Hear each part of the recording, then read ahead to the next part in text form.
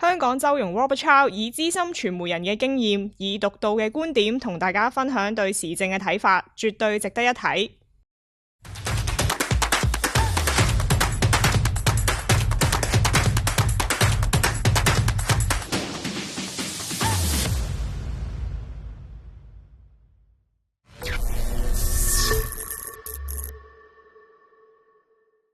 歡迎大家，人日咧同大家又再見面啦嚇！呢個咧就係同大家先拜個年先嚇，新年進步啊！雖然即係有個講法就話咧，即係呢個八運轉九運咧，不過老實講，如果個形勢世界形勢咧，即係唔係咁好嘅咧，咁啊可能要多啲即係收聽。收睇山論勢啊！呢個真係好現實啊，係嘛？係啊！喂，阿嗱姐，你咧就好似喺廣州過年喎。喂，不如咁而家開始嘅時候，喂，你講講廣州過年同香港過年有咩分別咧？廣州過年咧。就係都係唔塞車嘅，唔塞車，因為廣州香港都唔塞車啦，都翻鄉下，因為廣州好多都係外來人啊，都翻鄉下。廣州而家差唔多3000萬人㗎啦，哇，外來人3000萬人啊！所以香港咧就其實我最感慨咧就係嗱，好耐冇翻去咧，又睇見到處都係高樓大廈，有好多啲地鐵啦，交通好方便啊，即係你去邊度都係真係好方便。人哋嗰啲香港又唔俾叫做咩 Uber 定係咩啊？即係佢嗰度滴滴咧，就對啲都即係咪滴滴出行啊？係啊，就好方便咯。咁最主要咧，我覺得就係有一樣嘢真係一定要講嘅，香港咧就係嗰個基建啊太慢，基建反而太慢。即係我哋啲工程啊。即係嗱，你本來南北你從南北你而家得一條吐露港公路，你都整多2條啊！你啲嘢太慢咯。你而家深圳，我睇佢新嘅報告，今年7條地鐵、7所高校、5萬個充電樁。全部都擺晒出嚟啊！我哋真係即係呢度真係可能要真係要加把勁嘅。係我哋顧住填海啦嚇，填海又未搞到。唔係啊，即係老實講啫。如果大家兩樣嘢要揀嘅話咧，就係你不如北部都會區大做多啲鐵路，做多啲路，咁嚟解決個問題啊！即係佢唔係冇啊，即係北部都會區唔係冇啊。但係個問題就係你要即係分力咧去做呢個即係明日大嶼。雖然而家唔叫做明日大嶼啦嚇，但係你其實都係一樣啊！即係冇辦法啦！即係你手上係得咁多人，你得咁多錢嚇，咁啊即係應唔應該？即係睇睇應該由改變咧。如果你睇香港嘅大勢我哋喺華山論勢都要即係論下香港呢個勢咧。其實你真係要即係你唔好抌兩邊，收翻啲力水翻嚟，就淨係攻北部都會區啦。就其實係啱嘅啦。即係另外嗰個理財哲學咧，覺得香港都要有一啲創新啊，或者係改革啊、革新啊，因為而家全世界都係借錢做嘢㗎咯。唔係你係借錢，而家你每年有1000，今年又話1000億啦。咁如果你1000億嘅時候，其實到尾嘅時候，你使到冇，你就要借㗎啦。其實其他人哋國家咧就唔係話真係要借錢，但係佢冇第二個選擇之下，佢要借錢啊嘛。又係一個選舉之下嘅政府咧，基本上就冇咁嘅能力咧。係去收支平衡，因為如果你要收支平衡咧，你就得罪晒所有嘅民眾，就係你向佢哋抽稅啊嘛。咁所以喺咁嘅環境之下咧，你咪只有越使越大啦。咁老實講，美國國債咧係超過34萬億美元。咁你話你唔好話還啊，冇得還，你冇得還，你仲要借落去喎。咁你仲有幾多借？有幾多水位咧嚇？香港你係大家都要即係睇住使啦，咁所以即係你喺廣州過得 happy 啊嘛？即係 OK 㗎，食又平啦，食又平係咯，招呼又好啦，因為始終係係咪少咗啲朋友咧？你喺廣州應該都好多朋友。即係我有啲同學啊，以前嗰啲老友啊嗰啲啊，但係咧好多就佢哋又去到處玩咯，係啊，又係咁咯，即係其實咧到尾嘅時候，即係香港人如果喺內地係有地方住嘅咧，買咗樓嘅啦，咁啊，即係你話賺定蝕嗰啲唔好理啊，你買一層樓咧，你就係如果預備係住嘅咧，咁你就唔好諗話賺蝕呢個問題啊。咁但係無論如何咧，即係大家都可能諗，即係嚇，喂，到時香港內地係咪兩邊走咧？咁嗱呢個都係嘅。我哋咁嘅年紀啊，真係要諗呢啲咁嘅嘢啦。趨勢一定係咁嘅喎。係啊，你將來交通越嚟越方便㗎嘛，1小時2小時生活圈。你嗱而家你去廣州真係好方便㗎嘛。如果你自己揸車，成條公路1個半鐘頭就可以到啦。冇啦，坐係啊！如果係你啊，我坐高鐵啊，高鐵穩陣啦。高鐵你要睇邊度？要買飛啦，要買飛。唔係要睇你喺邊度咯。即係你去高鐵嗰段路程嘅，又去咗成1個鐘咁啊，好嘥時間。係不過嗱，咁啊呢個咧，我哋按住不表啦嚇，因為如果講下，淨係講晒即係廣州同埋香港過年啦。好啦，咁我哋今日咧就加想同大家即係講一講咧，即係呢個中東嘅情況。咁啊老實講咧，就內地咧就一片繁榮，香港咧就一半一半啦，係咯。中東咧就真係即係一片即係都係差嘅影像。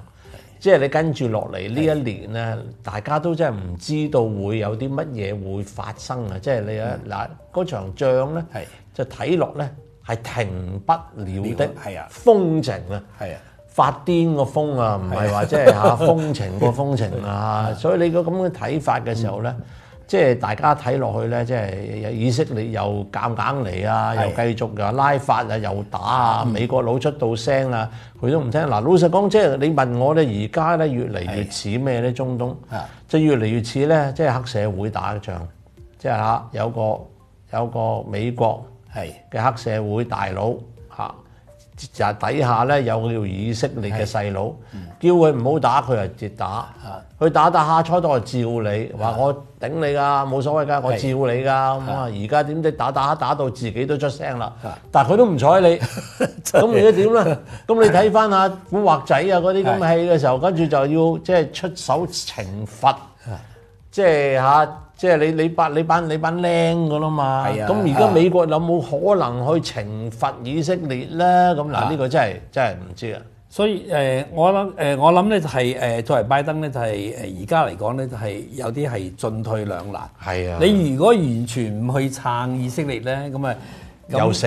佢後邊前功盡廢。係啊，佢後邊仲有個猶太金主喺度嘛。係啊，金主又撳實佢撳住嗱，而且咧佢今年咧又要去選舉。咁佢必須，但係咧佢內塔尼亞胡又唔聽話，本來你打到而家你就收手啦，咁咪得咯。但佢內塔尼亞胡講到清清楚楚啊嘛，佢話如果我要停手嘅話咧，我唔攻打嘅時候咧，即係我呢個政府啊即刻要落台啊嘛。咁呢個係事實。係喎，呢個係事實喎。以色列，如果你睇一睇啲以色列報紙咧，基本上係即係大家都支持緊。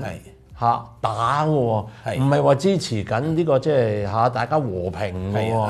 咁你老實講，你係睇自己嘅利益，定係睇即係中東嘅利益、全世界嘅利益、美國嘅利益咧？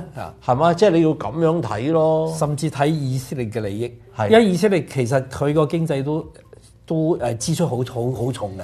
佢如果再打落去咧，因為佢全民皆兵嘛，你而家勞動力全部都上晒戰場，你邊個做生產啫？但係冇關係啊，有美國佬啊嘛，係嘛？你美國唔好俾錢呢個烏克蘭咁咪過水過嚟咯。即係美國咧就而家就參議院就過咗話俾600億嘛，但係眾議院未必過到噶嘛。唔係我諗咧，即係眾議院咧都過到㗎啦。以色列就即係即係 OK 㗎，係嘛？咁佢又賴埋好多咁啊，又加啲條款，又加啲嘢啊，所以咧就而家呢個局勢咧，最關鍵係由賴到去紅海，又賴到去伊朗啊！而家敍利亞咧又話10萬人咧全部總動員，又隨便參戰。咁咧而家你知係個火頭咧就越打越燒越旺。係咁，你如果到最後咧，即係話巴勒斯坦個建國問題唔解決咧，呢場仗咧就真係唔知打到幾時啦。咪而家咧，即係外國嗰邊咧，即係大家都有一個講法，如果即係中東要打起上嚟嘅時候咧，美國係咪有咁嘅即係能力㗎？係啊，唔好有個心先啊，講能力先。有冇咁嘅能力，即係調遣大軍落去幫以色列咧？嗱，即係大家要咁睇咯。以色列同呢個哈馬斯，同呢個真主黨，但係已經肥咗一大輪㗎啦。即係我諗啲炮彈啊，乜用都用得七七八八啦。咁啊睇翻歷史嘅講法就話咧，當年即係6日戰爭啊嗰啲咁咧，其實都係一樣嘢。即係6、7日之後咧，其實咧就乜嘢都冇晒，打晒。打晒所有嘅軍器，又大家要問一句就話美國繼唔繼續支持？咁你就要不斷運軍火過去。好啦，咁而家咧你已經打咗咁耐嘅時候咧，即係以色列仲可唔可以一個持久戰同埋加大個戰場咧？好難。如果唔得嘅話，咁美國係咪仲有即係咁多軍備可以供給俾你咧？佢可唔可以一個人撐住烏克蘭，又撐住呢個即係以色列咧？嗱，大家一定要明白一樣嘢，佢而家撐即係呢個烏克蘭咧，就係咧其實就話俾幾多錢就話停止咗啦，但係其實好多軍器咧係未運去噶嘛，佢生產到，然後即係佢有嘅時候佢先至運過去啊嘛。咁如果係呢啲一運過去，唔運過去烏克蘭，運過去以色列嘅話咧，烏克蘭即死，係嘛？好啦，咁你老實講，你有錢啫，其實你冇水嘅，你借翻嚟嘅啫。咁你點樣打咧？其實咧，即係而家你咁樣睇法嘅時候咧，就阿布林肯飛到去以色列，咁啊想揾啲軍佬軍情嗰啲就直接傾，唔俾唔準傾。咁你都睇得好清楚啦，即係而家咧係開始咧。即係僆，即係做僆嗰個咧，大過做大佬嗰個。我總之我唔睬你嚇。咁啊，亦都有個講法啦，就話即係拜登咧喺度即係俾咗個新嘅花名內塔尼亞胡就叫做 A-hole， 你大家知嗰個咩啦？咁我唔譯出嚟啦，係嘛？咁你即係你諗下去到呢個位嘅時候，我係要撐你，但我唔俾捉你，得唔得咧？咁嚇。咁其實美國咧自己都有好多問題喎。係啊，國防部長咁突然間而家又要入院，喂呢個係不祥之兆嚟㗎。唔係呢個奧斯丁啊，呢個奧斯丁咧，其實咧就係最初嘅時候咧就講自己咧就唔係，即係我係患上癌症，但係嗰個咧就唔係呢個 prostate cancer 呢個，即係唔係呢個前列腺癌。但係而家最新即係出嚟講翻嘅時候咧，即係五角大廈即係國防部講出嚟嘅就話唔係，話佢係即係前列腺癌，就佢醫治呢個前列腺癌咧，就再入去呢個即係膀胱引發嘅膀胱發炎咁。咁啊，即係無論如何，即係老實講，癌症就癌症啦。大家都知道，即係唔係容易捱嘅嘢嚟㗎啦。不過今日老實講，多一個即係國防部長冇所謂，少一個冇所謂橫掂。即係你都係，如果呢場仗都搞到亂晒大龍㗎啦。你烏克蘭你又搞唔掂，以色列搞唔掂。咁個問題，我哋拉翻落嚟睇翻以色列啦。跟住落嚟，你要打拉法啦。擺到明，拉法一打咧。就即係埃及就講到出到聲啦，就話你再打拉法咧，我全我又動員，總動員。嗱，大家諗嗰個環境咧，就有啲似第一次世界大戰。即係打下，你咧又開始即係總動員，佢又總動員，嗰個又總動員。因為老實講，到尾都係要兵力㗎嘛。好啦，如果你當係冚唪唥大家總動員之後咧。一打之下，你點停到落嚟啫？咁老實講，美國仲有冇力量，即係運幾十萬大軍去保護呢個以色列咧？而佢保護唔到以色列，佢點撳到佢咧？嗱，老實講，去到呢個時候咧，就我覺得美國咧係即係自二次世界大戰以嚟咧，可能係面對最危險嘅環境嚟。所以而家拜登政府咧，即係喺布林肯嘅最主要嘅思路咧。就係殺住內塔尼亞胡，就呢個就係咁啊要停火，咁啊停火，美國就贏。如果繼續打落去，美國一定輸。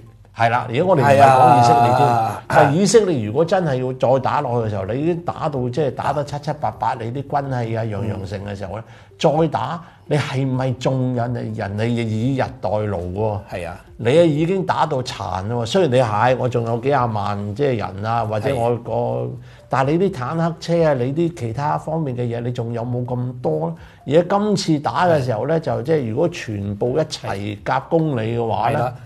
周生，你啲講呢個好重要，即係話之前咧就係巴勒斯坦對以色列，如果將來咧係成個阿拉伯世界一齊對以色列咧，個成個形勢就唔一樣啦。即係話而家呢個敍利亞，如果佢因為你拉法嗰度口岸嚟噶嘛，係涉及到敍利亞個領土嘛，佢已經動員10萬人，咁跟住咧。伊朗嗰邊咧，伊朗嗰邊啦，係啊，埃及啦，係啦，咁背後咧仲有個沙特阿拉伯咧係俾水嘅，咁你哋話你點打咧？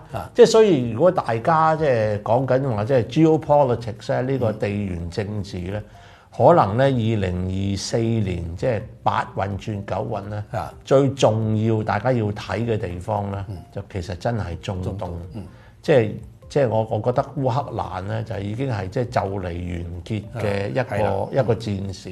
個理由就話咧，如果中東一發生大戰嘅話咧，就即係基本上咧，大家咧即係無論係 EU 好、歐盟好，無論係美國好咧，其實都無暇去照顧呢個烏克蘭嘅啦。嚇，即係所以呢一場仗咧，真係即係唔好話演變為咩第3次世界大戰咁啊，麻煩啦，真係啊！冇，我諗中國會即係坐喺度睇戲咯，即係好似講得好，即係好悲涼咁樣嚇。咁即係但係唔係，其實咧，即係喺咁嘅環境嘅時候，中國係咧係即係最好嘅形勢，就睇住嚇，就我睇住幫邊個，但係咧我就自己唔落手，咁呢個咧就係最好嘅嘢，係咪咁咧？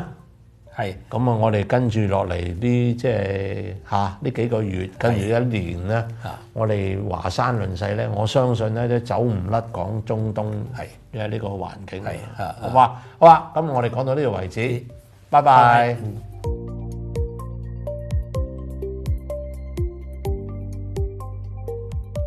睇完片點少得點讚、關注同分享，簡單幾個步驟，我哋就可以感受到大家嘅支持。